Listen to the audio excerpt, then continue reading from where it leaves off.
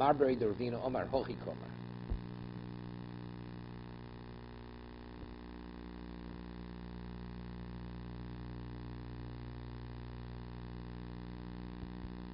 No, might as well stop in the town.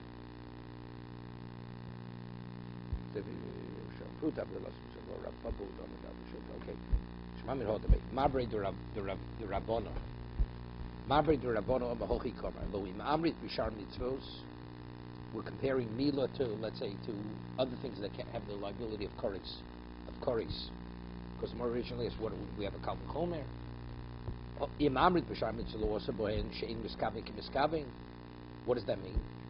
Shein Miskavin does not have the same status as when you intend to do something. Shein Miskavin Lachduch Satodush B'Chotach Has B'Chubim Shepoter. Right? A person intended, believed that the gourd was detached, and it turned to be attached. His potter doesn't mean Yechatos. That's called misasik. Tome b'milo shemiskaven l'scham b'gizei chulin. Originally, he thought he was warming himself with shearings of chulin. Scham b'gizei ola, which is not. It's shemal. So we see that what that milo is more chomor than what than other situations of what of koris. Now b'yitzchom ahochi kamalo imamrit b'sham yitzchkein lo miskaven shein misasik misasik. Right. By other mitzvahs mean like by dam or whatever it is. What does that mean? Shinkein lo mischayben she'em misasik misasik. Shemiskavin lagdias hatodush. A person wanted to see. The first case we had is he wanted to cut something. Instead of cutting, and he thought it was detached. It was attached. The other case, he wanted to lift up something. Shemiskavin lagdias hatodush v'chotech hasabuchu b'shepotu. So this is already different. This is lagbiyah. Before it was the same act of cutting. Here it was a different action. He intended to do an act of lifting up, and he cut. He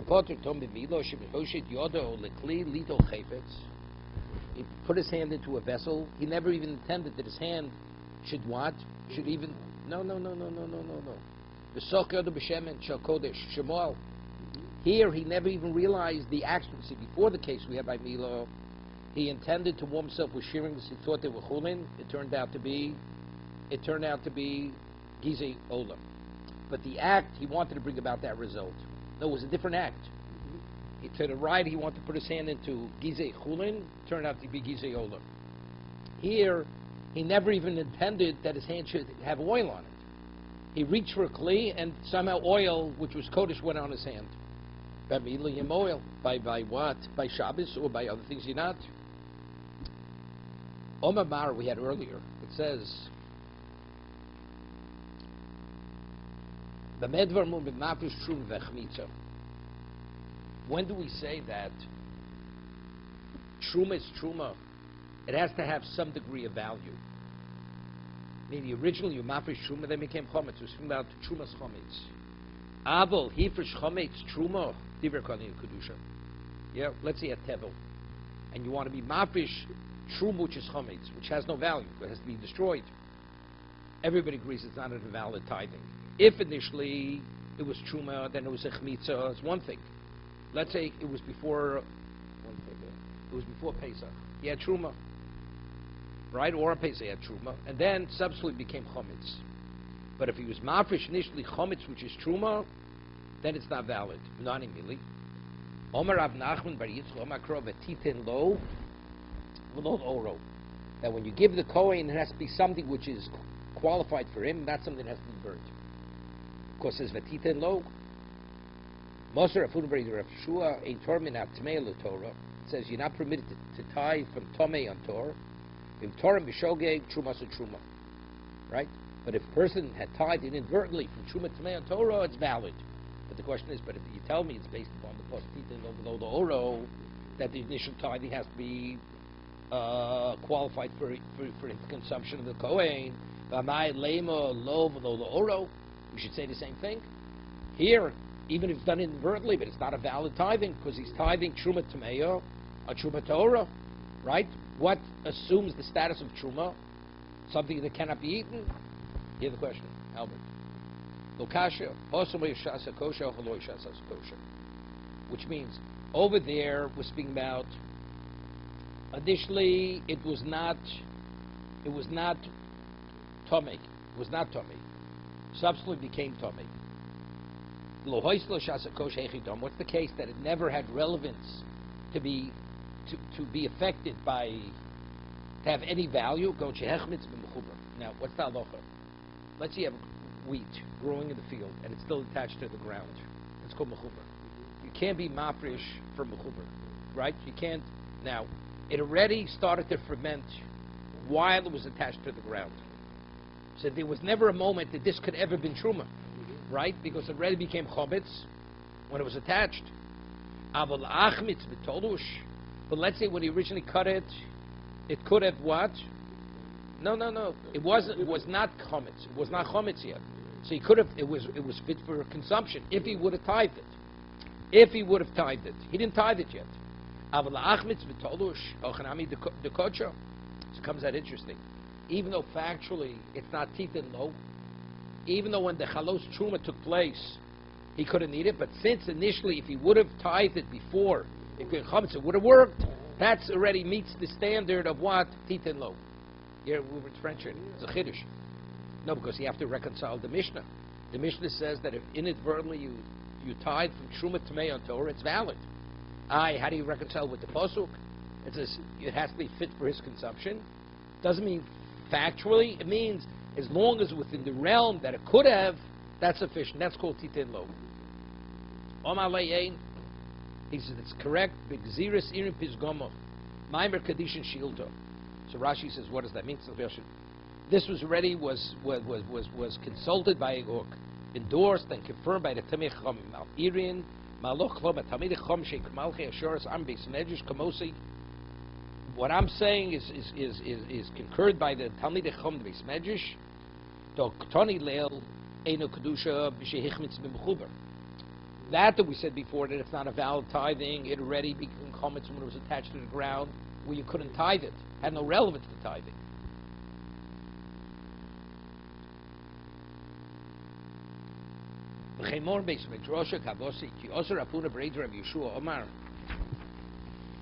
Omar Kro, Rashis. When you tithe Truma, it's Rashis. What does that mean? Sheshirem Nikorim Li Yisrael. That there's a result, there's something left for the Yisrael. Sheshirem Nikorim Li Yisrael. I mean, this is the first, but there's going to be a remainder. The Gemara says, let's say a person wants to make his whole harvest into Truma, except for one kernel. Right? It's valid. Because there's something left over. Right? But let's say he says, I want everything to be Truma. Yeah, because it says it has to be the first of the tithing. There has to be something left over. So you need Shishihor in the Koros Rasul. Mashte he rashis, the Elu Shirom Nikorim, he matiros li Yisrael. Meaning the Truma permits something to Yisrael. So what about if you mafresh Trumas Chometz? Right? I mafresh Trumas Chometz mahete yesh b'shireo.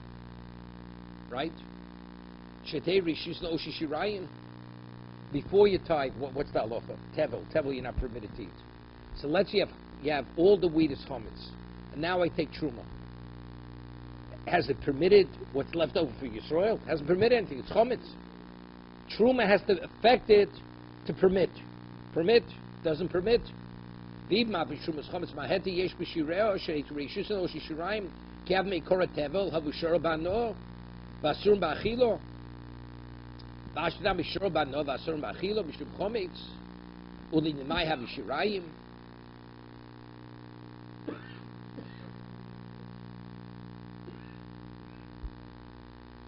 Yeah. There's only Rashi have difficult. Rashi says over here, tevel before you mafresh it, you're permitted to benefit from it. You're not permitted to eat it. After you tithe it, what happens? You're permitted even to eat it. But in our situation here, where it's all chometz and you take truma, he says before you could benefit from it, but you couldn't eat it, and now also you could benefit. You can't eat. I mean, how could you not benefit? It's chometz.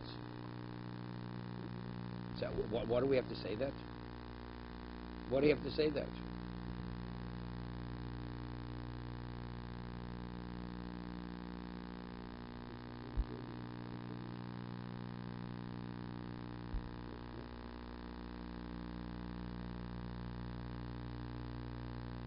unless he means, unless he means because you can burn it, that since there's a mitzvah to burn it, it's truma tmeya. No, 1 second. Vilu shirel, you burn it, maybe you can benefit while you burn it. That's what he means. Doesn't mean benefiting selling it. Truma tmeya, what do you do with it? Truma's chametz, you have to burn it. Could you benefit from it? You could benefit from it while it burns.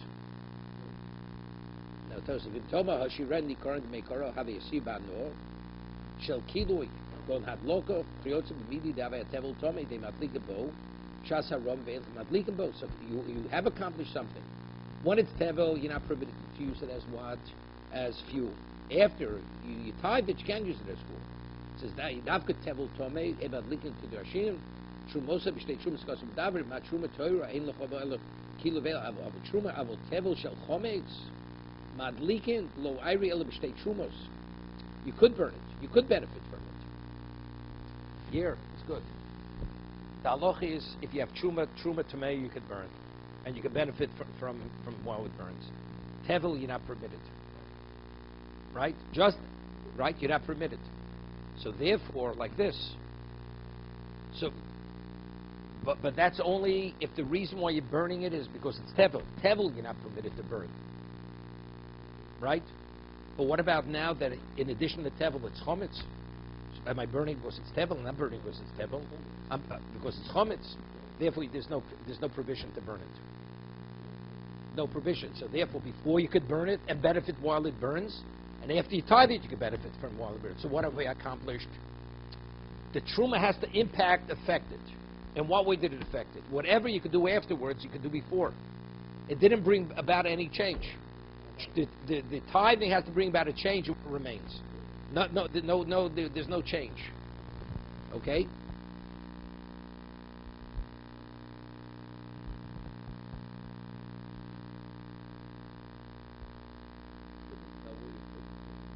No, this tevel you could burn because it's chometz. It's tevel, which is chometz. Now, how do you make truma tamei, which is chometz? You tithe it. So after you tithe, what does the truma become? It's trumas chometz. And what remains? What does it become? It's what? It's chulin chometz. What do you do with it? You burn it. So that's his question: before you burn it, and after you burn it. So what have you accomplished? No, see, this is the puzzle.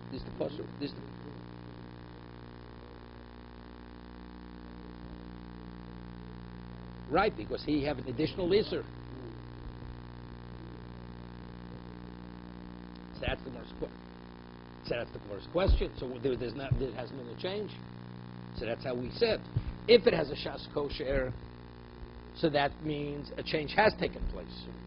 But if it never had a shas kosher, right? I mean, you have to say that because see, it's difficult. If you go with the pasuk, it makes no difference as a shas kosher, not a shas kosher. Practically speaking, in halacha, there's no change, right? According to what the Gemara is saying now. So why, if you take truma tameya, a truma Torah, why is it valid? And as shas kosher, what does he bring this pasuk? Tell me what. What's this pasuk coming to tell me? Regarding what? I mean, what is... No, from this pasuk, what do we see from this pasuk? What are we trying to prove? What does this pasuk show you?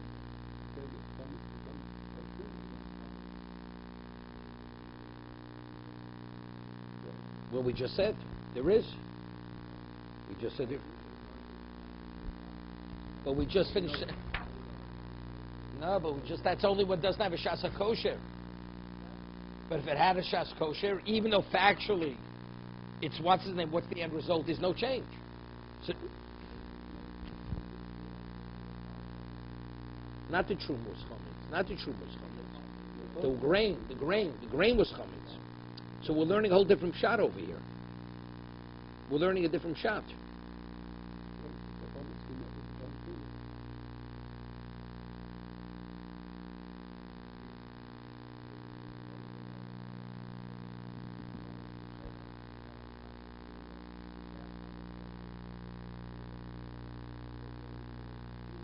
It already became chometz.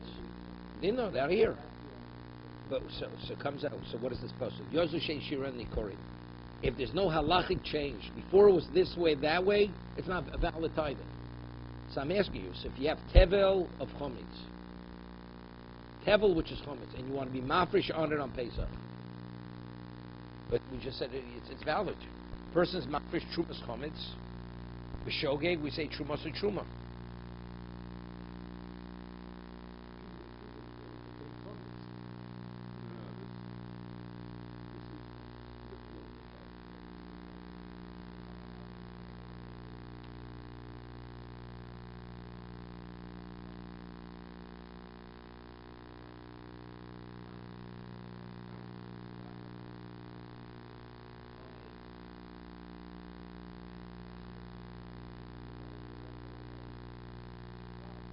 Yeah, Rashi says, Rafuna Afilu B'Shech Mitzvotol Shnami coming in Kedusha. Rafuna Brei Yeshua says no. He argues. That's what he's going on. He's arguing. He's arguing here, right?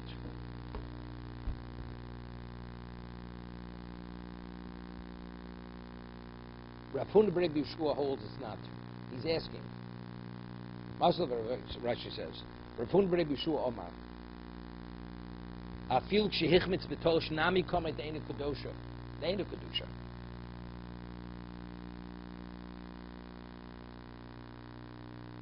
And what's the case with the no shirayim? With the no shirayim. So what would be? So if you want to take truma tameya on tohara, it will be valid. Where it had a shasa kosher. But let's say you have just all the tevel is chometz. And I want to take truma from that chometz on the remainder. What is it? It's not valid. Because you didn't change anything. So when is taking truma valid? When I have tahura, where I have grain which you can eat. But if it's all grain that you can't eat, right? Because it's tomei and it's chometz, you've accomplished nothing. You've accomplished nothing. Therefore, it's not a valid tithing. Okay, let's go further. Yosef Ravacha Baravio Kamid Rav Chisto. Ravavia Baravio Sapi Rav Chisto. Yosef Omishmid Rav Yochanan. No, Anovim Shidifnu. Now you have grapes which became tomei. Dorchon Pochus Pochus Bechabeya. When you press them, the amount of grape that you press, make sure the grape is less than a beya, the volume of an egg. Why? Because something that's tomei could only be metame, it has to be a beya. So what happens? You have juice in the grape. So normally, if you'd have a beya of ochel, it'll be metame, the liquid. Correct? The wine, the grape juice that you extract from it. So he says, therefore, Rabbi Yochanan says, if you need a beya to be metame, so if you press less than a beya, the grape juice that is extracted will not become tomei. You follow? Again, let's say I have grape juice already extracted, and I have a grape which is less than a beya touches that grape juice. Is it tomei? The answer is no. Right? So if I have grapes that are tomei, and now I press the grapes, and the grapes are pressing are less than a beya. So when the moment the juice comes out of the tomei grape, it doesn't come contaminated from the grape. Right?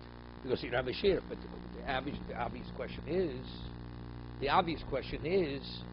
but if the grape's tomei, so juice is tomei.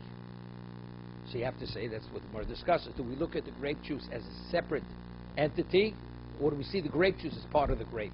So from Rabbi Yochanan's statement, you see that the grape juice is not as a separate entity. It's not where the grape's tomei, the juice of the grape is tomei. The juice is a separate sacket in the grape. It's like a kli, it's like a vessel. That's exactly. Not the inside. No, kli is contaminated. But it's not announced. It's ochel. It's ochel. The ochel can't be betamid and mashke. Right? So that's what he says. And you can actually use that wine even for nesochim. Almo. So the Gemara says, evidently, what does Rabbi Yochanan hold? So mashkin nifkib kniti. That the mashkin are considered self-contained within the grape. I mean, you look at the skin of the grape, and you look at the juice within as a separate entity. So Mor says, "La'imus commitment me," right? So when is it going to become contaminated? The second it leaves the grape, so the grape skin will touch the juice, correct? But you have to have a shear. Only when it leaves the grape, less of the but it's less than the minimum volume to contaminate. So the grape juice doesn't become contaminated. That's a good question. So what do we say when you squeeze it? It should be less than a beya. Even if you squeeze it as a beya, the moment the first droplet comes out, how large is the grape? The grape is less than a beya. So what does it say? You have to make sure to squeeze it when it's less than a beya. Even if you start as a beya, the moment the grape juice comes out, you're less than a beya. Yochi kabeya nami dotanan tomi mes shesochat zeisim v'anovim kabeya muchubenes. See this? A tummy mes squeezes, presses olives or grapes. Exactly the volume of a beya. Beya muchubenes. Exactly, not more. Tahorin. So you see over there, it's tor. So why did Rabbi Yochanan say that you have to make sure to squeeze less than a beya? We have an explicit mission that says even if you squeeze something which is exactly a beya, it's still tor. So what did Rabbi Yochanan say? It has to be less than a beya. You hear the question, Albert? Good question. Rabbi Yochanan says that when you squeeze the grape, you have to make sure that the grape that's being squeezed is less than the volume of an egg. Right? Because even if it should touch it, it won't contaminate the juice. But he says we have an explicit Mishnah that you can squeeze the grape even if it's the volume of an egg. Because the moment the first droplet of the juice comes out, the grape becomes less than a beya, less than the volume of an egg. So what does Rabbi Yochanan say? It should be start off with less than a beya. And that's what it says. Awesome, the over hocha. The over hocha. If you do it, of course, it's okay. But what's the difference between exactly a beya and a little more than a beya? Minuscule. So what happens if you took accidentally a little more? You got a problem. So how do you play it safe? Make sure you always have less than a beya. You always make, so that's what Hossam the Mishnah, when it says it's tor the Oberhoch, if you did it. But lechatchila, but if you're going to do it where you want to, make sure it's not contaminated. Gzeira dilmosi lemevid yosem mechabeya. You start with a beya, there's a gzeira. What happens if it's slightly more? You have a problem. Because when the first droplet comes out, the grape is still a beya. Omale Rav Chisda. So Rav Chisda says, "Man tzayis loch le Rabbi Yochanan Rabboch." He says, "Who pays attention to what you're saying?" I mean, he's rejecting it, Rav Chisda. You're telling me that you could squeeze the grapes as long as less than a beya, and we're talking about the grapes are tomei. So we brought a proof that Rabbi Yochanan mifket pokid, that you look at the grape at the juice as a separate entity within the grape. Rav Chisda says, "What if it's tomei? I mean, if the grape's tomei, how do you tell me the juice is not tomei?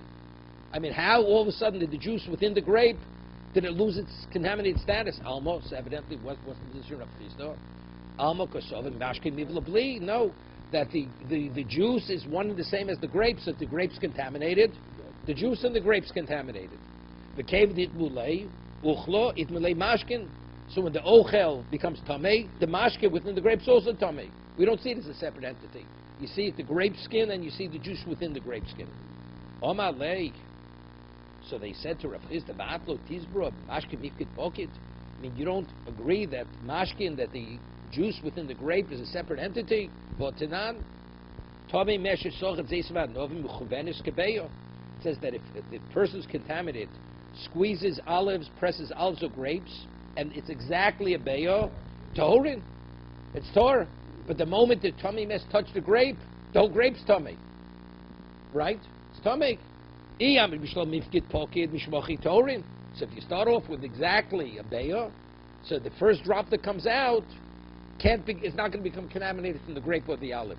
But according to you, Rav Chisda, that you say that the grape and its juice is one and the same, the moment the contaminated person touches the grape or the olive, everything is contaminated. Am I Torim? Go ask the question on the Mishnah.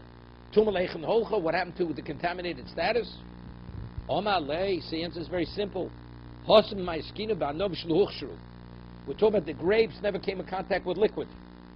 When a grape to become, even a person's a tummy mess, he touches something that the grape was never came in contact with water. It doesn't contaminate it. Because something to be susceptible to be vulnerable to contamination had to have a mashke, had to have a liquid come upon it. So the Mishnah that it says that if he squeezes it, it does not become contaminated. It's because the grape initially, the olive, never came in contact with a liquid. So what is the first liquid which he values? The first liquid is the droplet that comes out of the grape. So that liquid he wants. So that liquid touches the grape or the olive. But let's say I start with a volume which is exactly a beya. So the moment the mashke becomes a mashke, the grape or the olive, it's less than the amount. So it doesn't become contaminated. Right? It can't contaminate it. It becomes contaminated, but it can't contaminate. Right? What's mashke, the olive and the grape? The juice that comes out. So what? Now it's tummy. No. The tummy mess is careful. He only touches the grape or the olive. He doesn't touch the juice. Doesn't touch the juice. Now he starts. It's not susceptible. Wait. No, it's a beya. Exactly a beya. Exactly. No. Now he squeezes it. The extract that comes out. Does he want that extract? Yes. If he wants it, that means, and that extract when it comes out is touching the grape or the olive that he's touching at the other end. So now the olive becomes tamei and the grape becomes tamei. But even though so, but it can't contaminate the liquid because now it's less than the beya. So that's what Rav Chisda answers. If actually it's one and the same.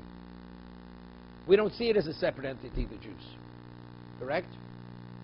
So now it's not muhshel kabel tuma. So when he touched the grape initially, he didn't contaminate the grape or the juice within the grape or the olive.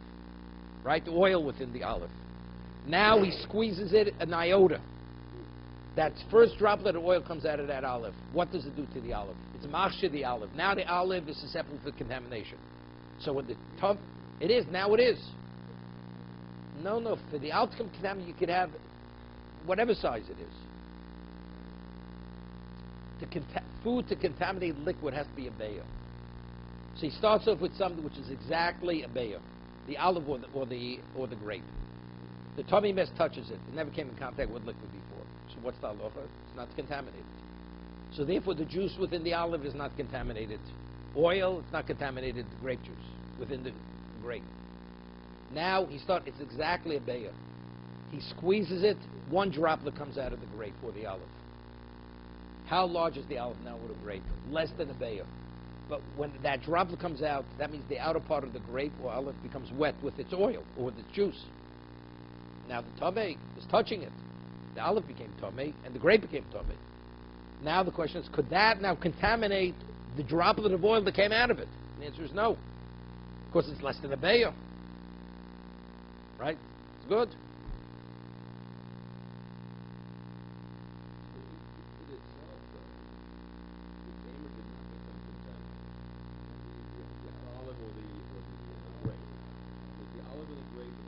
Afterwards, it becomes contaminated. But no, it became susceptible to contamination because of the juice that came out of it. So now the tummy that's squeezing it, he contaminates it. But it cannot contaminate what was squeezed out of it. Because it's less than a beya. Because the food is less than a beya. The liquid, right? What? Liquid, not the food. If the food is less than the beya.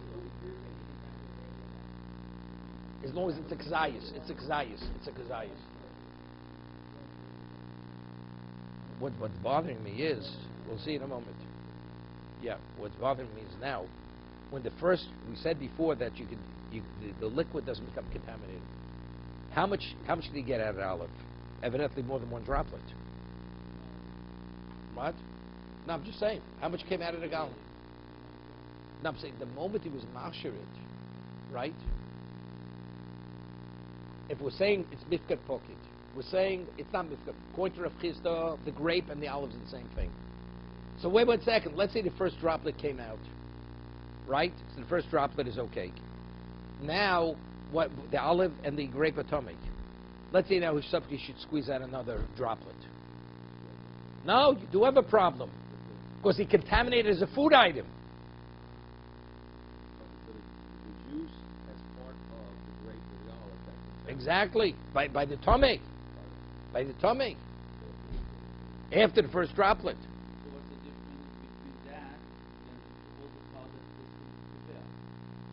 No, because the tummy mess is metame. He's metame. Tummy mess puts his hand into liquid. He has to be a beya? He's a tummy mess. He's an avatum. It's like a sheretz touching liquid. Right? Because he's the contaminant. He's the contaminator over here. The first drop that comes out is not a problem. Because when he touched it initially, it wasn't contaminated yet. When it contaminated, after the first drop, it dripped out. So now it's any subsequent droplet that will come out of that grape or olive is going to become contaminated. Not because the food contaminates it, because the tummy mess is touching the liquid, because the liquid and the grape are one and the same. Now, the whole thing doesn't start. We don't need all this. There's only according to Rav Chisda we have to say this.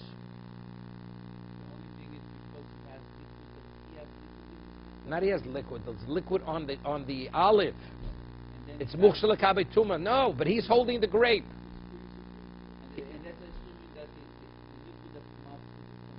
Afterwards, first liquid is sick one. According to Rav Chisda's tummy. According to Rav Yochanan, it's not tummy. What about that liquid doesn't touch his hand? He doesn't make a difference. According to Rav Chisda, he's touching the grape and the liquid are one and the same. It's a tremendous dochik. Because similarly, it seems to be over here that the juice that comes out is not tummy.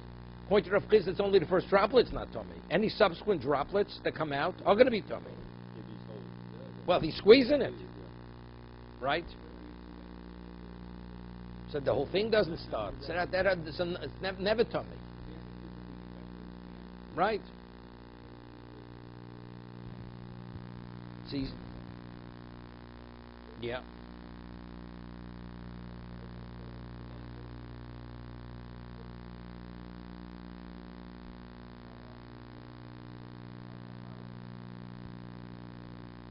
Yeah.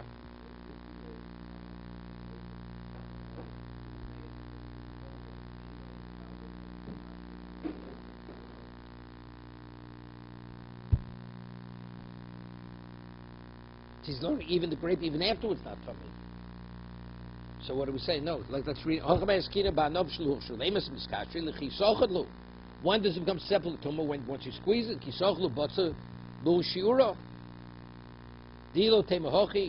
no, you have to learn that way. So you have to say that he doesn't even contaminate the food if it's less than a beyo. It's not only the liquid; even the food doesn't become tummy, right? It's right. That's what he's saying. You have to say it. Hodetanyo, hiltemo hodetanyo. Olamazet dom the chumas tusin remain tummy because the torm because it's less than a beyo. He says, "Hilo temehochi hodetanyo." If you're not say like I'm saying, the brayso holamazet domer, the chumas tusin vanovim. It's truma from berries and from grapes shenitmo, shein lo bo lo heter achil lo heter hasoko. Or het achil nami yispei. Di bo dorachlu pochs bichochs mbeyo. Yeah. What is he saying? There's no heter achilo and no heter asoko. There is heter achilo. If it's mifkat pocket, it said earlier that if you have berries or grapes became contaminated, you have no heter achilo and heter asoko. You can't eat it and you can't burn it, right? According to Rabbi Yochanan, why not? You have heter achilo, right? Because the grape, even though it's tamei, if you see the juice in the grape as a separate entity, you have a heter achilo. That's his kasha. Oh, heter achilo nami yispei di boy dorach lo pochs poch mich beyo. Here, Albert. According to Rabbi Yochanan, you have a contaminated grape and it's less than a beyo. You want to squeeze it. Does the extract become tummy? No. Doesn't become tummy, so that's his question. So it said earlier that if you have contaminated berries or grapes, it says you have no heter achilo or heter hasoka. You can't burn it. Put it on the pot to burn. So he says, why did you have heter achilo? You do have. According to Rabbi Yochanan, you could actually eat the extract. Even though this has nothing to do with it being a beyo or whatever size. No. You squeeze it as less than a beyo. Only that. Yes, but it says, under no circumstance could you have the extract of the berry or the grape. So he's asking, that's what the Brisa says. You cannot eat it, you cannot use it as fuel. He says, why not? You have a case. You can eat it. Just make sure to squeeze it's less than a bayo. No problem, because you look at the extracts, it's evidently what do you see from there? Not like this way. Right? On that he answers, Omar Rava, you know why? Why did you don't have heter achila? Chazal don't want you to squeeze it less than a bayo, because what happens before you squeeze it, you actually end up eating it. Yeah, yeah. You can leave things that you're not permitted to eat around too long, you have problems. Mistakenly, he may end up eating it, right? Inadvertently. I mean, people are responsible. Are we worried that a tragedy may come up? Madlikin bepas ubishem shel truma shenit meis. Hear this? What happens if you have truma which is contaminated? What do you do with the bread? You burn it. Let's be afraid he may eat it before he burns it. Or you have contaminated oil, right? What do? Use it as fuel. He may use it as salad dressing, right? So you see, evidently, we don't see that you're worried about takola. So what are you telling me, according to Rabbi Yochanan, the reason why we don't allow you to press it? Because we're afraid of takola. We see we're not concerned about takola. Right? We're not concerned a tragedy may come out. It says Mufurish. What's the halacha if I have pas tomei? Right? You use it as fuel. Throw it in and use it to... but you may eat it. Instead of using fuel, you may eat it. What a truma shemet tomato.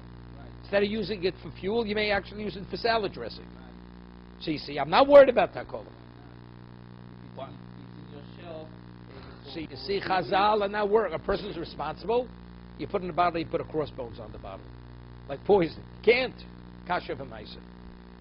So, but you see clearly, you're not... no. It's not comparable. Pas zorak lebein ha'etzim.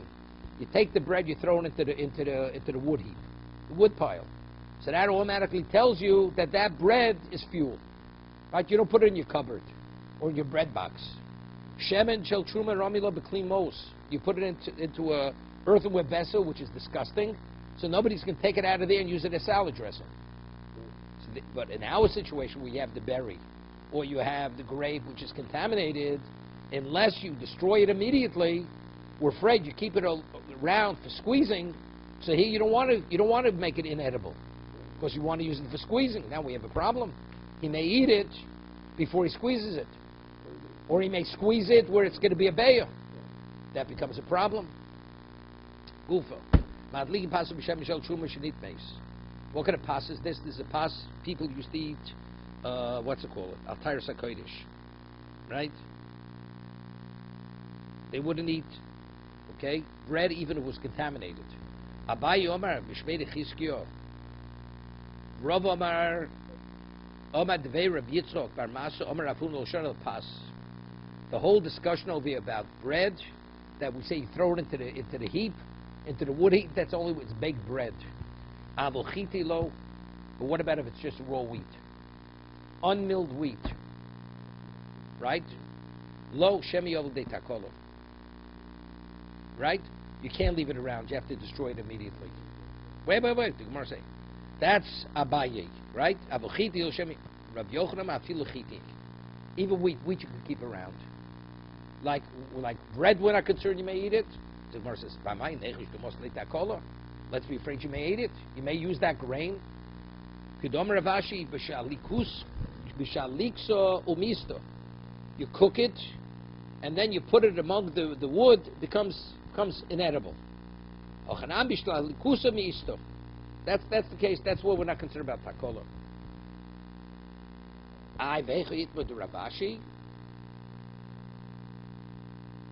Where did Rav Ashi say to answer Rabbi Yochanan to say that it's speaking about they cook, then they put it into the wood?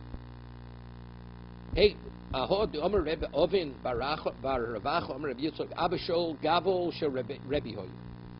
He was the gavel. He used to mix the gavel. Usually is the cement mixer. Wow. Okay, he was the kneader. Gavel based Rebbe Hoy. Voy Mechamin Lo Chamin Bechitin Shel Truma Tamei. Hear this? And they would use wheat of chitin shel truma tameya.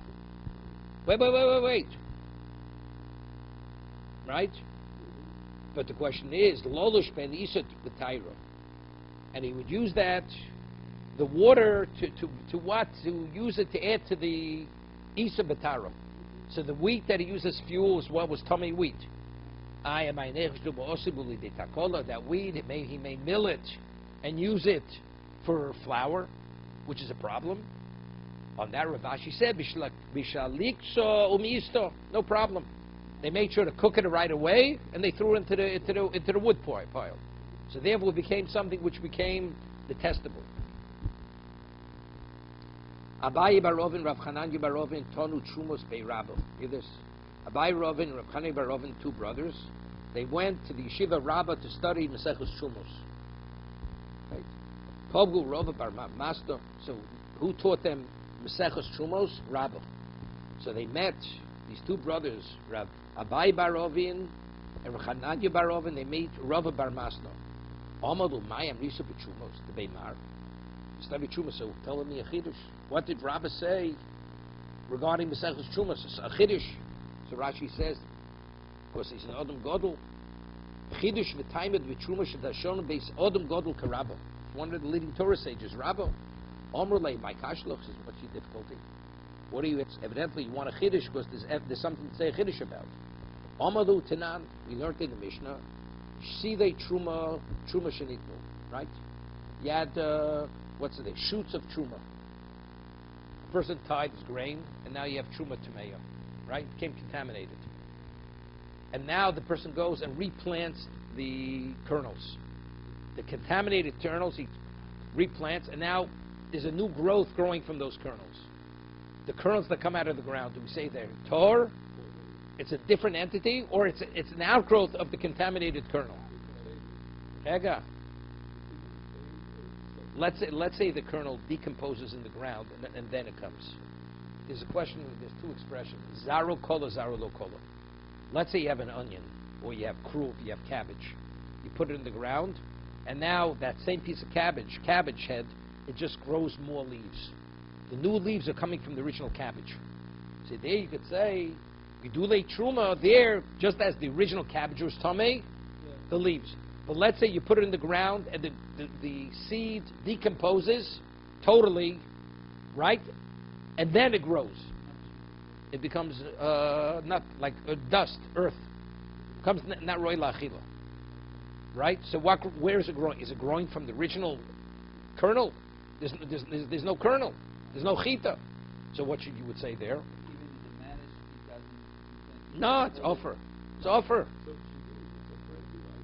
Yeah, it's coming from nothing, right? So that's what we can see. No, it's no longer tomei. There's no shorish of tum any longer. Okay? Tanach shidi truma shenitbu v'shoslon. Okay? V'shoslon tiru militame. They cannot contaminate something else. Vasur b'achilo. Here, they themselves cannot contaminate. Normally, ochel is matami and mashke. Right? It cannot contaminate. The new truma that grows cannot contaminate, but you're not permitted to eat it. So I ask a question: if it no longer contaminates, evidently it's Torah. So why can't you eat it? This is what was bothering Rava Bar Masna. So they told him over what Rabbi said. I said, my asurin, when it says asurin, asurim lezorim. Hear this? No, which means factually it retains its status as truma. Yeah? Seemingly when it comes out of the ground, it's not truma any longer. It's a new entity. So what should it be? It's chulin. But nevertheless, we say asura lezorim. A zor, non-Kohen is not permitted. A Kohen is permitted to eat it. Asura lezorim, umaykom ashmalon. What's the chiddush? Lulei truma. That's the chiddush. That what grows from truma is truma. So in terms of truma, it's no longer tomei.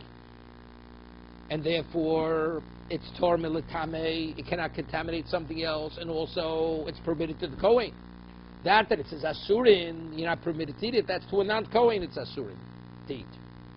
Right? The non-Kohen is not permitted to eat it.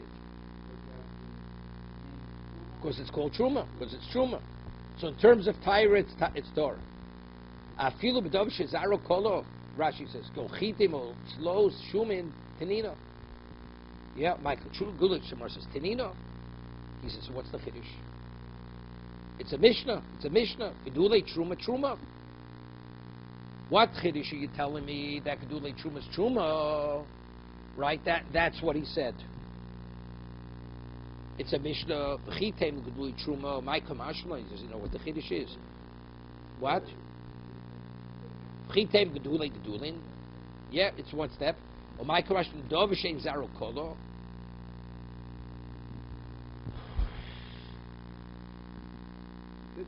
Well, my Kamashma Dov V'shem Zaro Kolo. Vega. V'chitem Hay Asur Melechum Dov V'shem Zaro Kolo. Kamar from B'tzol Dakim. U'levade Hin Sovus Chabes Haynu Gedulei Gedulin. Osen Sovus Alein Shlo Yitruma Mi Olam. Things that grew from that originally were never, right? Even that's not permitted. Chitem Gedul by Kamashlo and Dovashin Zarokolo.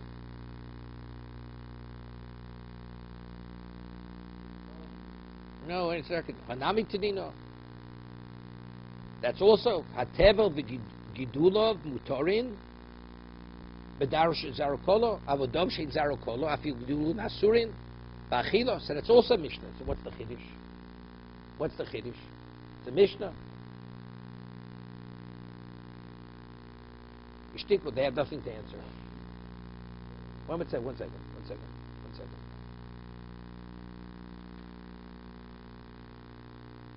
So they said Asura Lazorims, he says no. And what's the Chiddush? The Chiddush is that. He says, can't be, that's the Mishnah. Amalei Mitzah, they said to him, Midi Shemielach, so what do you say? What we said is, we can't answer you. So what do you say? Right? Amadu Hochi Amar of Sheshes. My Asur Nasurn LeKohanim. Yeah? The Kohen's not even permitted. So questions. Hov Silu Beschadas. Okay? Now, there's a question like this. I'll tell you in a minute. What's the halacha? Something is suffix if it's tomei. You don't know if it's contaminated. You left it in an area, it could have become contaminated. Okay? And then subsequently, somebody comes and tells me it was not contaminated. But you left it in an area where you were not paying attention to it. And nobody was watching it. Public, let's say public area. Right? Wait a second. We have a posik here. And then Eliyahu Navi comes and tells me it definitely did not become contaminated. If you say the reason why you're not permitted to eat it when it's a question because you don't know, so now that you know, it's Torah. What do we say? No. Something like Truma, it always has to be supervised. And if it ever enters into a state where you're not certain of its status, it becomes invalidated immediately. That's Hesach Hadas. Hesach means you did not pay attention. If you don't pay attention to it, even if Eliyahu tells me it's not Tomei, you're not permitted to eat it. Because you have to, the Torah says you have to watch over the Truma. It always has to be supervised. And if it's ever a moment it's lack supervision, even though it's revealed later it wasn't contaminated during that period that you weren't paying attention, it's invalidated. Okay? So that's because it was the questionable state. You allowed it to enter into a questionable state. So that's he says. She says it's asura lekoin hoel v'ifslu behesradas. Right? No, none of it. It has to do with tumor. No. Because there was a time where it could have been, if I lock it in my safe, where it can't be contaminated. That's called you supervised it. You watched it. You left it in a state where it could have become contaminated. Even factually did not, it's invalidated. We'll see. See if you tell me Hesed Hadas is a Psul Baguf, meaning it's invalidated regardless. Right? It's good. So therefore, even the Kohen is not permitted to eat it. So contaminated, it's not contaminated. It's not contaminated. But if you tell me the Hesed Hadas not paying attention to Psul Tuma, so it's Gedulei Truma, so if it's a new entity, so you should be permitted. Right? If the tumah is no longer there, why can't the true Kohen eat it? Right? Michael the Maimar. So how did Rav Sheshes say you're not permitted to eat it? Factually, I know this is not tumah. Right? Because it's a new growth. The Gedulim. Even though it grew from something that was tummy, it doesn't make a difference. Dietmar. It's a Hesra Das, Rabbi Yochanan Mepsul Tumahavi. Rabbi Yochanan says if you did not supervise continuously, the reason why you're not permitted to eat it is because it's Psul Tumah. It may have become contaminated.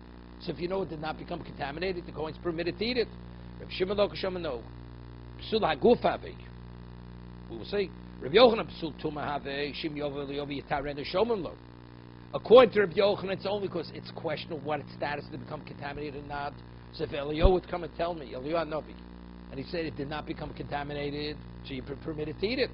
Because it's not innately invalidated. It's a question of maybe Tomei. Reb Shimon Lokeshom, a post Psulagufabe. He says it's invalidated. Shim Yov Eliyahu Terene ain't Shomim Lo. Even if he says it wasn't, it's irrelevant what Eliyahu says. Ain't Shomim Lo, according to Reish Lakish. So why did you say all the cases in the Gemara that Atiliyahu will come? No, we're saying this is the halachic difference between if it's a psul hesach das, because he didn't pay attention, it may have become contaminated. So if I know it didn't become contaminated, I can eat it. So why he knows he knows Not a takon, it's a halacha. If you didn't watch it, it becomes innately invalid. Apostle, right? You left it in an unattended state. Leave it that invalidates it, regardless of what happens. Right? So even if it's revealed it was not, it's possible, finished. So it's good. So if you hold like Rish Lakish, where Rav Sheshes sake is good, right? Even though Gedulei Truma cannot contaminate, but in terms of eating, even the Kohen's not able to eat it. But according to Rabbi Yochanan, that he holds it's a psul tuma. So now that it's Gedulei, or so why can't the Kohen eat it? To be continued.